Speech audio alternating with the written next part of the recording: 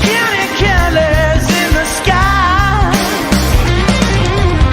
What a thrilling time to be alive. What's up, everybody? This is the Georgia Show, Sunday night edition. I'm Jake Rowe. He's Palmer Thomas. He is Jake Roos.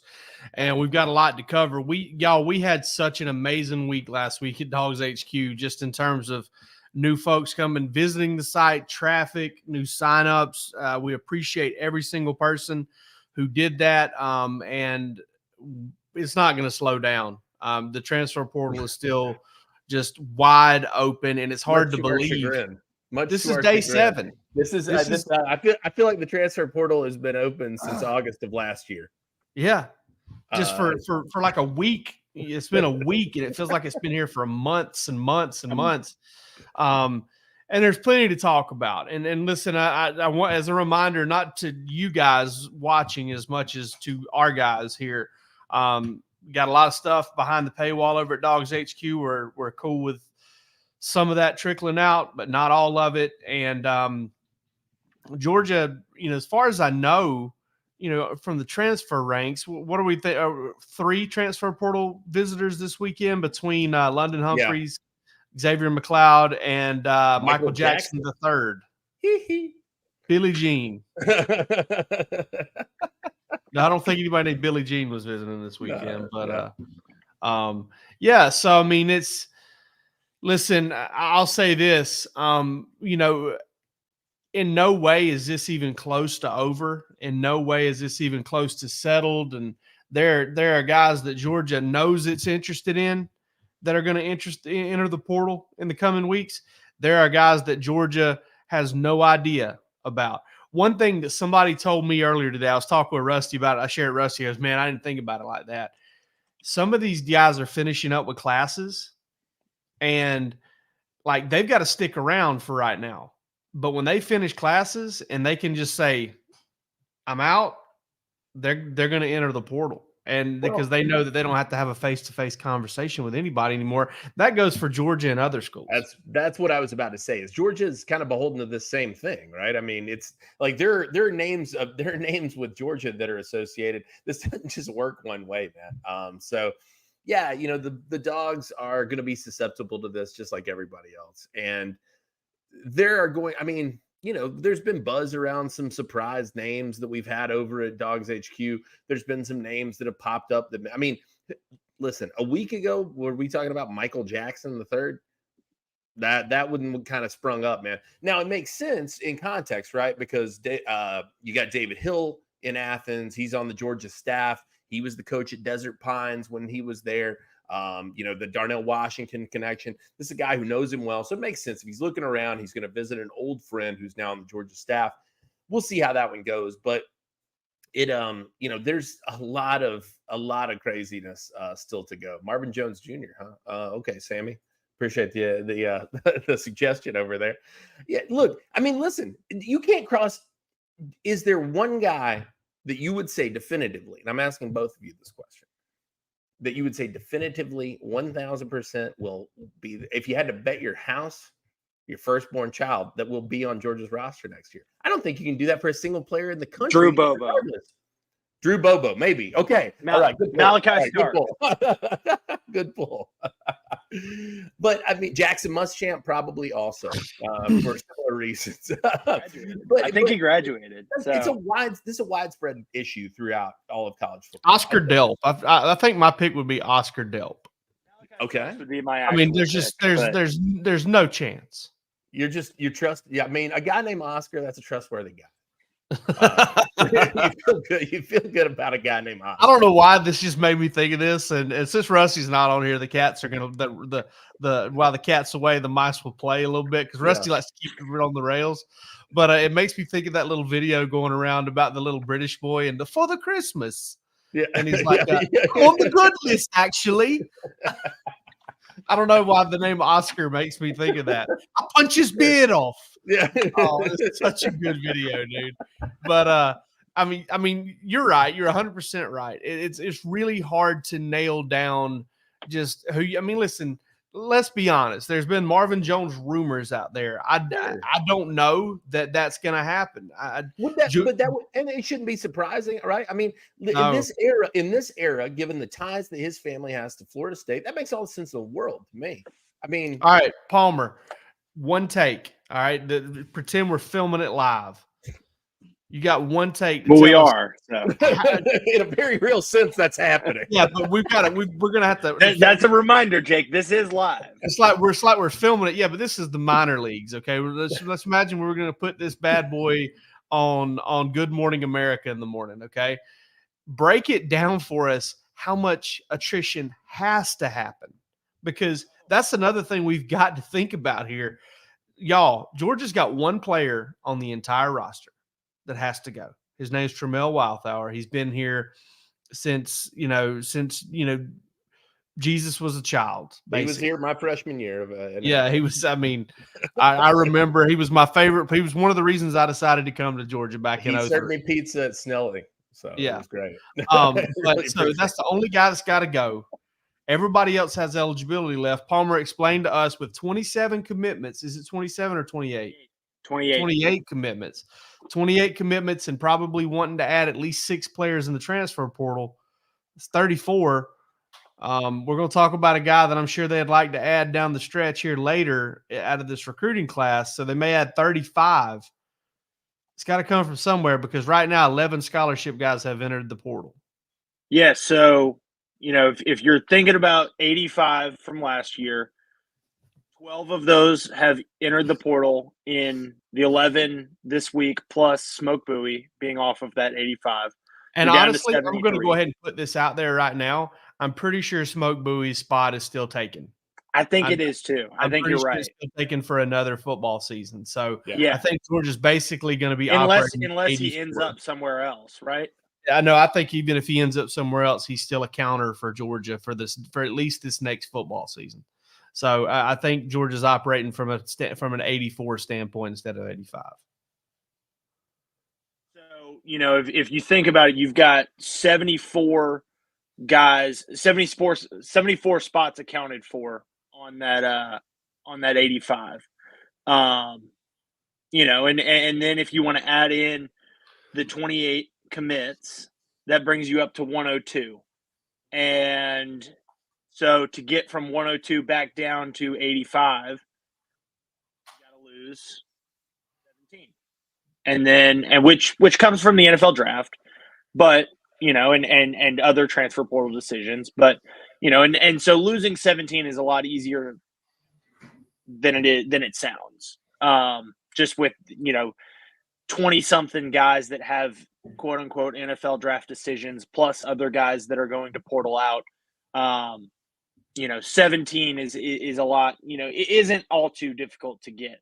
But, and then, for every one more portal guy you want to bring in or another addition to the class of 2024, whether it's a high school kid or a JUCO kid or whatever, you've got to lose another one as well. It's like a crowded bar. It's a one in, one out type deal.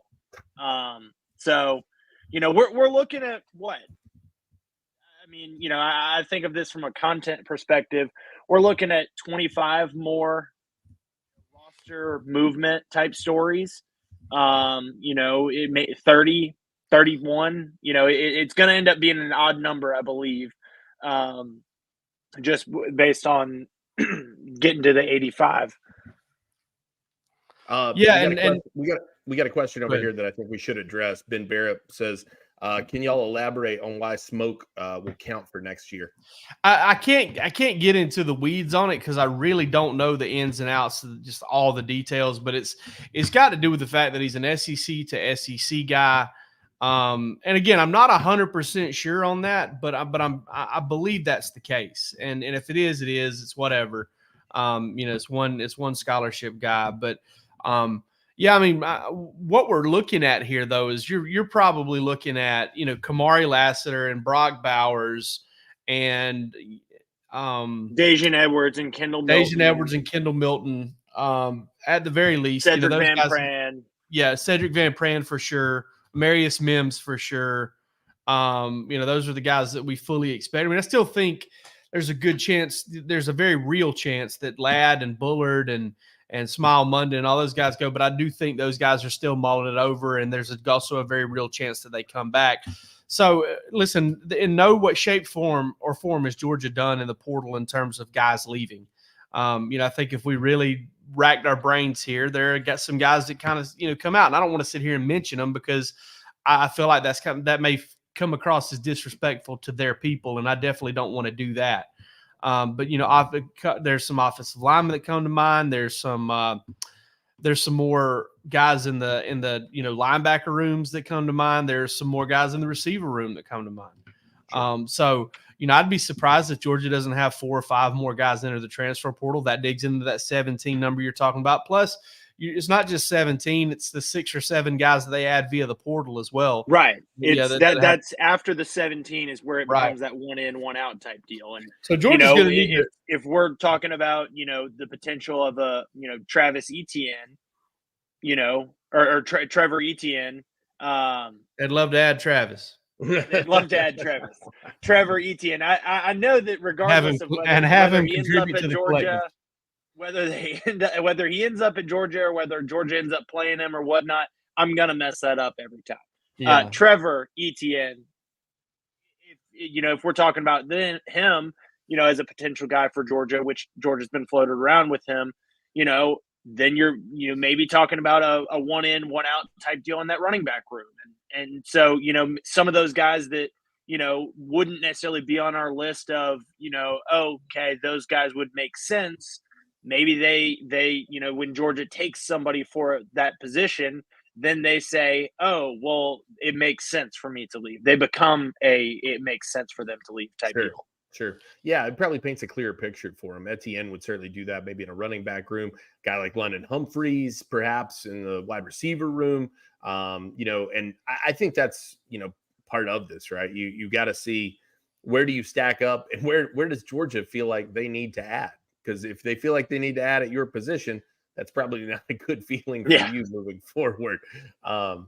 But Humphreys was one of those guys that visited this weekend, and Ro, without giving too much away, I know that you had mentioned some stuff.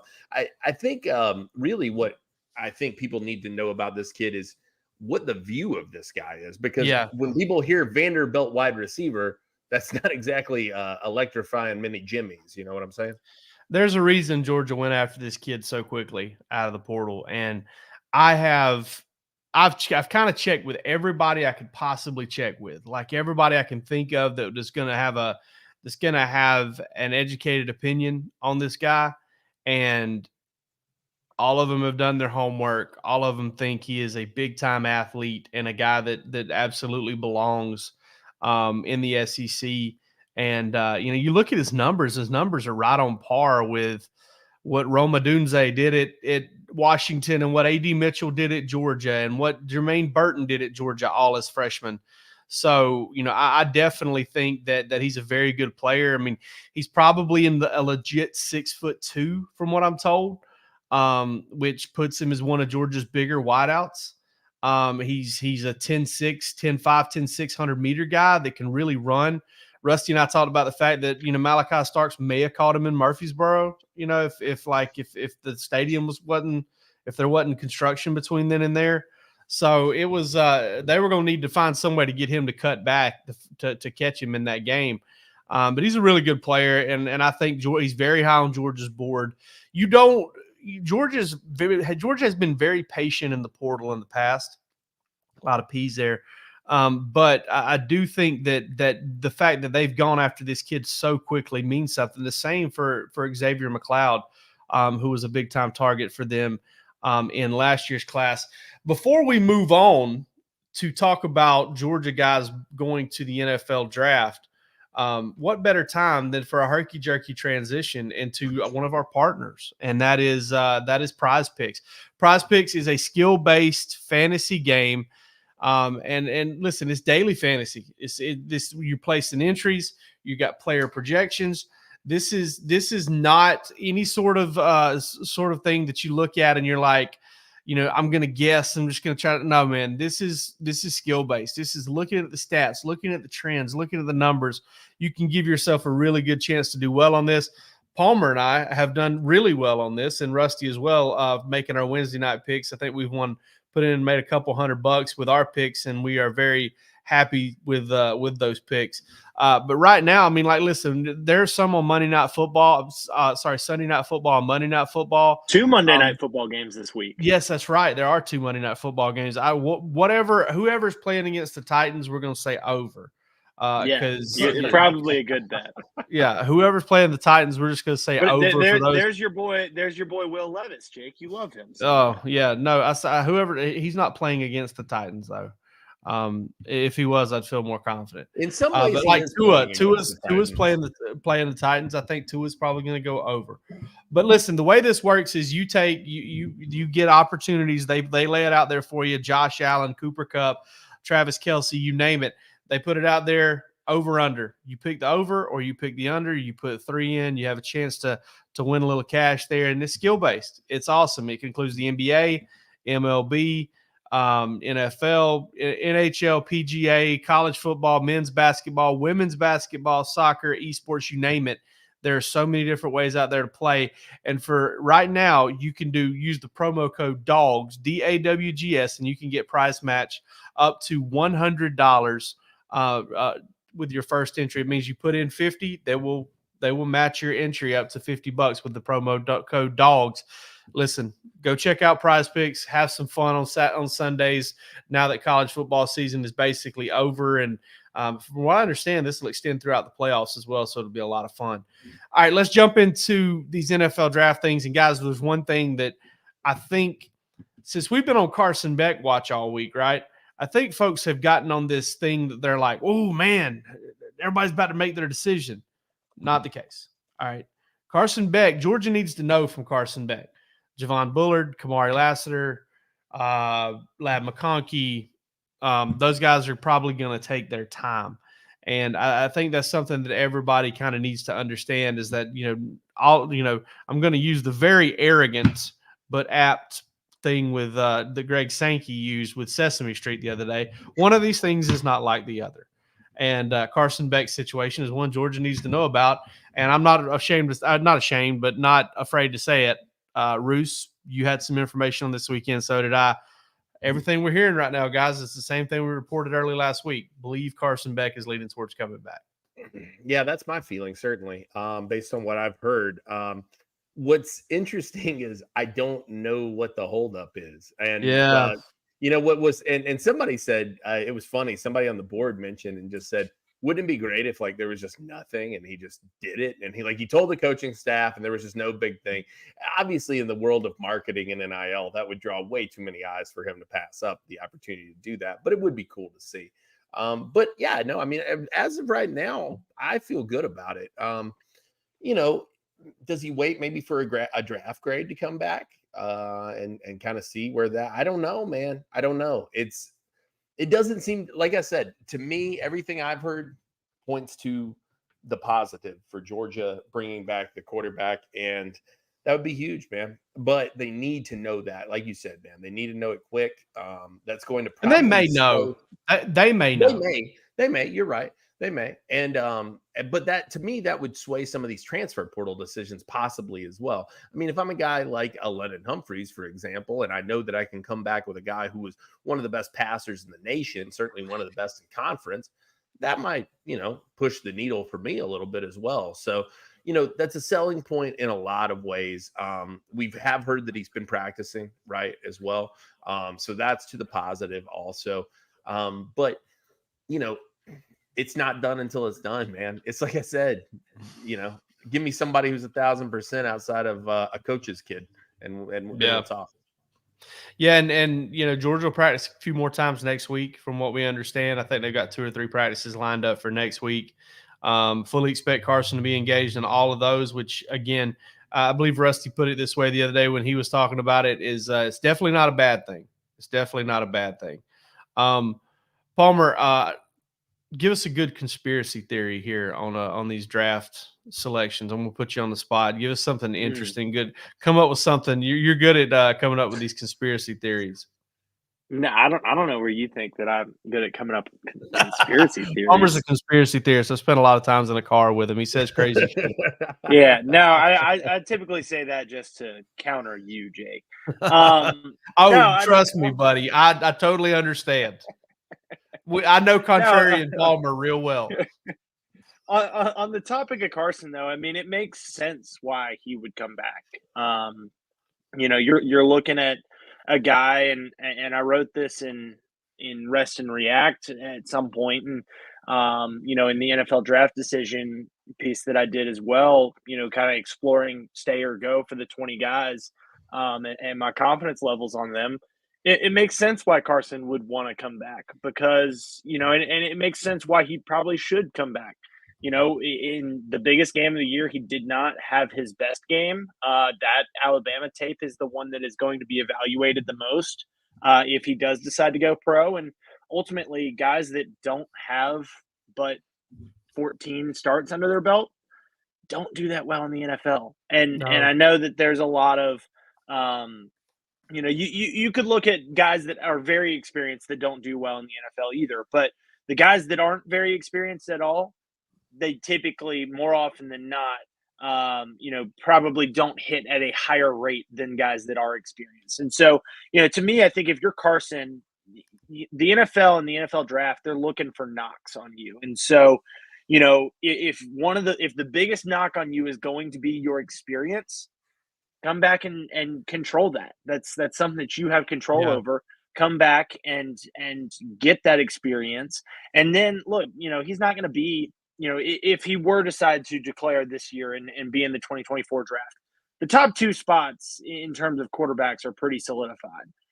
I don't think that you can say even the top spot among quarterbacks is solidified for 2025. And so Carson would have a really good shot to put himself in that kind of a conversation, as opposed to in a conversation of 3 through whatever in a grouping there where he's going to be the least experienced of those quarterbacks.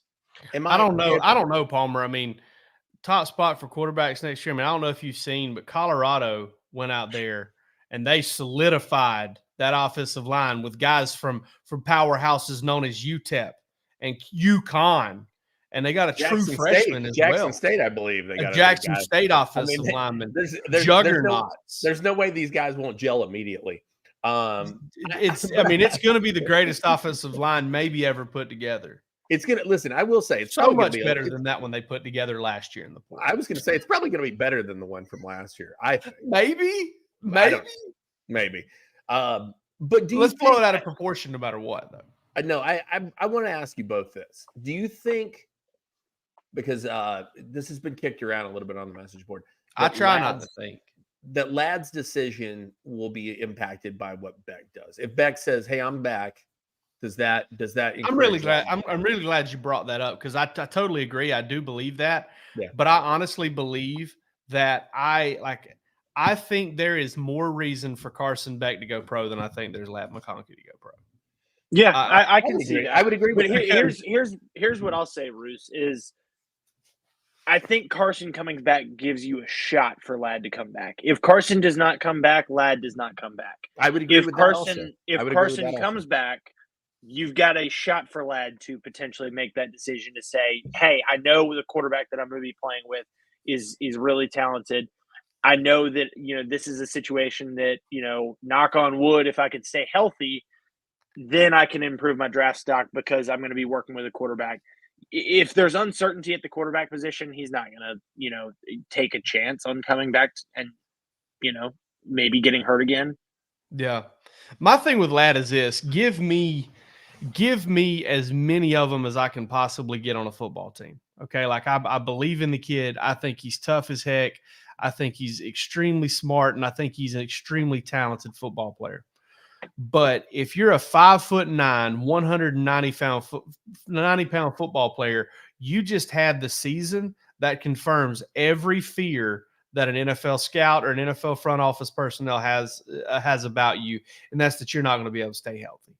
And that's just all there is to it. I mean, he missed 4 games at the beginning of the year. I mean, he's been really, honestly, if you go back to the SEC championship game last year, he's dealt with 3 different injuries.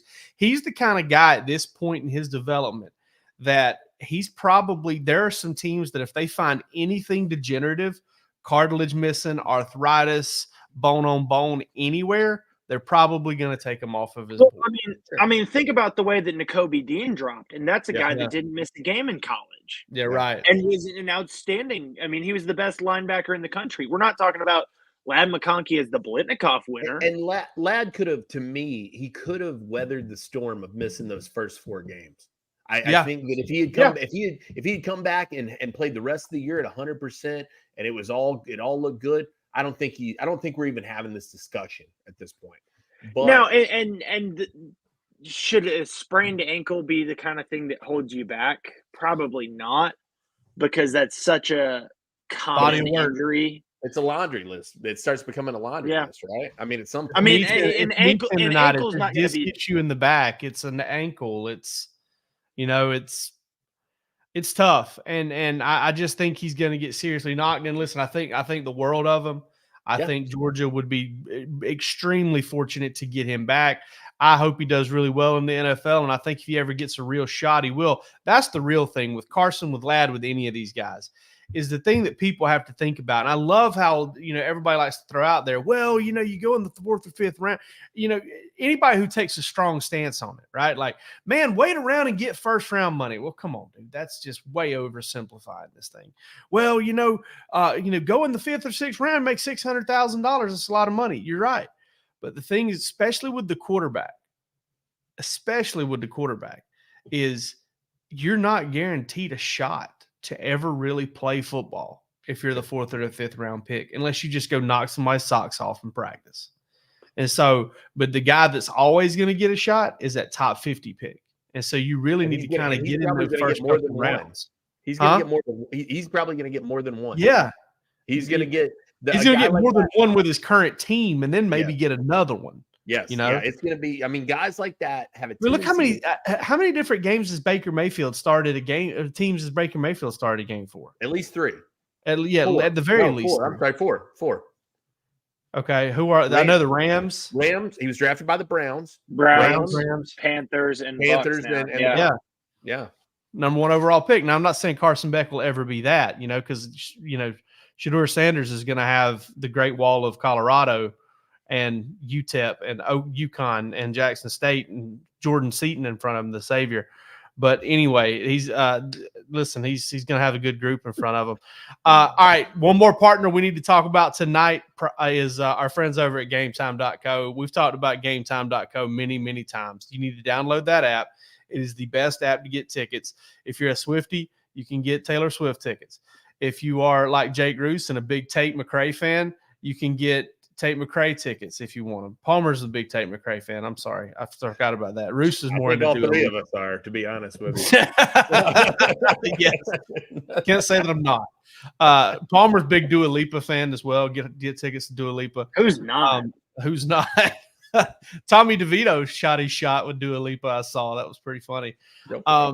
But yeah, listen, go get your tickets. It doesn't matter what sport, what event. Game Time will more than likely have you covered. And we can help you out with that. Use the promo code DAWGS, DAWGS, and get $20 off your first order. There are plenty of spots right there for the Orange Bowl. Go check it out. I was talking to some folks this weekend who are going to be down there and going to that game. I like Hard Rock Stadium. I think it's a pretty cool little venue. I even like their press box. It was also kind of rad. But go check it out. That's gametime.co. Download the Gametime app. Use promo code DAWGS. Get $20 off your first order. And you'll be taken care of. We had a recruiting bit that I think we're going to save for Tuesday morning. So let's just go ahead and get into some dog stocks. Well, hey, Jake, because you mentioned Tuesday morning, why don't you just go ahead and give us the program? Yeah, let's do that. So I totally forgot about this, and thanks for reminding me, Palmer. We're making a little adjustment to the Georgia show. The Wednesday night show is out. It is out. It's 86th. It's been fired. We kicked it out because we wanted to start doing a couple of shows to take advantage of the morning because we did a couple of those last week and they worked really well. So we will be going live every Tuesday and Thursday morning at 8:30 a.m. It'll be the Georgia show. Same old, same old. So we'll just have a cup of coffee in our hands and it will be awesome. So maybe that company that thought about sponsoring us, but we thought about the fact that we can't drink their drinks that's this late in the afternoon, can maybe come back on now with us. But we will be going live every Tuesday and Thursday morning, and so we'll have more programming. There will be more Georgia show. There just won't be a Georgia show in the evenings on Wednesday anymore, just Tuesday and Thursday mornings. Bark After Dark remains unchanged. Go ahead and make the announcement now. We believe the great Matt Godwin will be joining us again tomorrow night to talk transfer portal recruiting. Matt, please come make sense of all of this for us. Yeah. We're flailing in the water. As our good friend Adam Quinn would say, Jake Roos, come speak wisdoms upon us. He might be able to better answer the smoke buoy question. He might. He might have an idea. Yeah, he might have an idea about that one for sure. But all right, let's get into some dog stocks. Who's got it? Who's going to lead us off? I'm going to go. I'm going to start it off tonight. I'm going to say stock up on wearing a polo shirt next to a Civil War mirror and a picture of the Serengeti at your mom's house, as Palmer seems to be doing right now. I had no idea what was going on. But no, that's a golf course. That's my not stock. My The stock Serengeti. tonight, my stock tonight is going to be about Georgia and Xavier McCloud. I had a chance to speak with him, get over to DawgsHQ and check out that story that I did with Xavier McCloud, got his feelings after the official visit.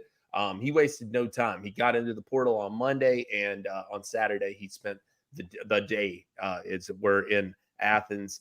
Some really positive things that he had to say. I made this clear in some notes that I did earlier this week. There's some air to clear here. There was a little bit of I don't think that this was an amicable split between he and South Carolina. I don't know on whose end that was the case. Maybe both. That's not for me to decide. So I think that some of that has to be parsed out throughout this discussion. He makes mention of it even in the story. But I do think that this is a guy Georgia is going to do complete due diligence on because of the rarity of the frame, because of the ability that they saw in high school. The file is fresh on this guy. Georgia did all its homework very, very recently on Xavier McCloud. So to get him in that first weekend of these transfer portal visits, I think very key for Georgia. I think a great move for them, and definitely a guy I'm going to have my eyes on. So that he wants to get a decision made here within the next couple of weeks. And I think that will probably be the case. Right now, I feel good about Georgia's chances. We'll see where else he ends up. But a lot to like there if you're a Georgia fan, especially if you're looking for those guys who can kind of get in and make an impact on the defensive line.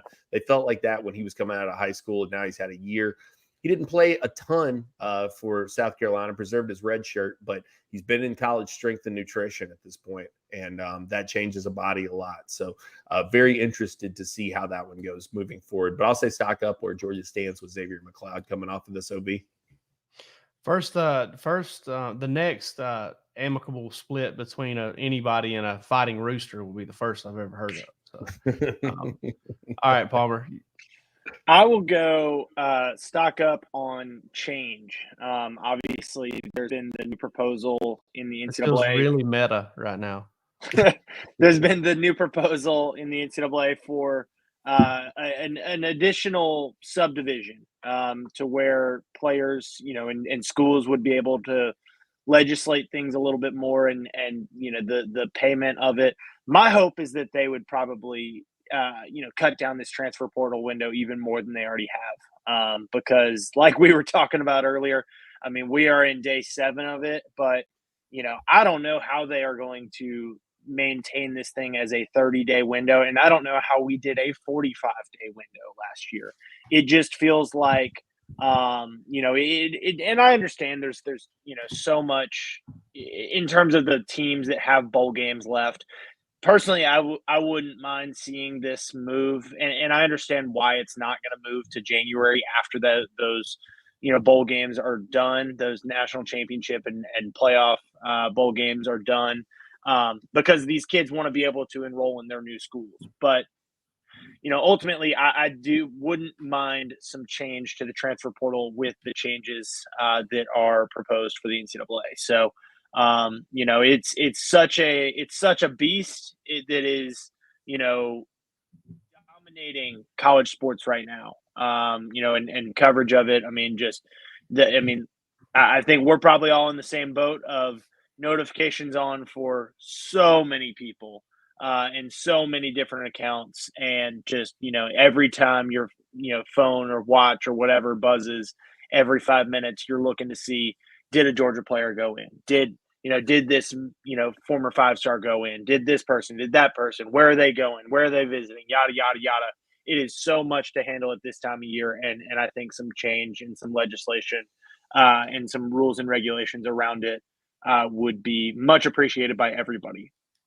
Yeah, unsustainable in my view. What's happening between there's so many guys that are going to be left out in the cold because of how long this window is, but also if you're I said this may be one of the things that unites the coaching world in the NCAA, and they say this is undoable. This doesn't make sense. Well, it's going to drive coaches out.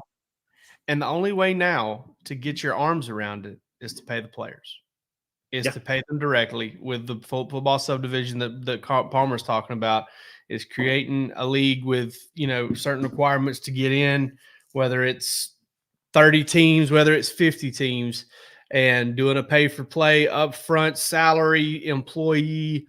You're not leaving. Sorry, you're under contract. This is collectively bargained. And to kind of get into that, and that's going to be a tough rope, tough, not even very tight rope.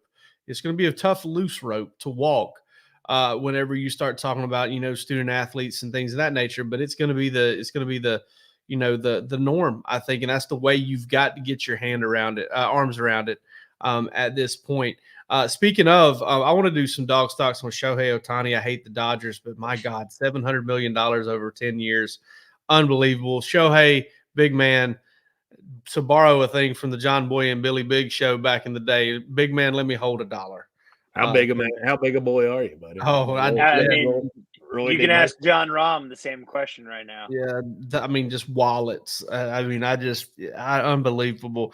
But I'm going to stock up on Lab McConkey, the man, because we saw it last Christmas. He made the little short trip over to see the young man who had gotten a jersey, a Lab McConkey jersey for Christmas. And, the video went viral of the kid getting the jersey. Lad shot right over, like these, kind, gentle mountain men of Georgia do. Just good people they are. He shot himself over to the kid's house and met him in person. And that was awesome. Well, Lad also won the Danny Werfel trophy this weekend, which is really based around community service and impact on the community. And, hats off to him. That's not an easy trophy to win. There are a lot of good dudes out there who do a lot of good things. And Lad took home the hardware, and good on him for doing that.